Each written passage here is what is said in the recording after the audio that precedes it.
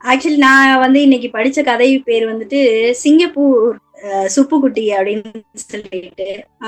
சுப்புக்குட்டின்னு ஒருத்தவர் இருப்பாரு. அவர் வந்து ஒரு கிராமத்துல இருப்பாரு.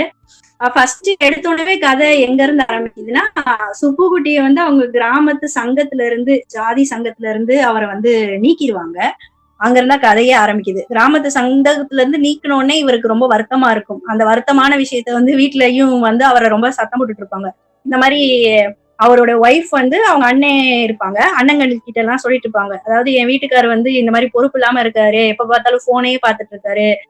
போன்ல வந்து சில பெண்களோட பேசிட்டு இருக்காரு. இல்லைன்னா போன்ல எப்ப பார்த்தாலும் வீடியோ பார்த்துட்டு இருக்காரு. இப்ப என்னன்னா ஜாதி சங்கத்துல போய் பிரச்சனை பண்ணி அங்க இருந்தே வெளியே அனுப்புற அளவுக்கு வந்துட்டு அவர் ஆயிட்டாரு.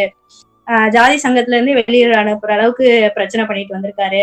அந்த அந்த மாதிரி எல்லாம் சொல்லி அவங்க ஒய்ஃப் வந்து அவங்க அண்ணன் கிட்ட அழுகுற மாதிரிதான் அந்த கதையே ஃபர்ஸ்ட் எடுத்தோடனே ஆரம்பிக்கும்.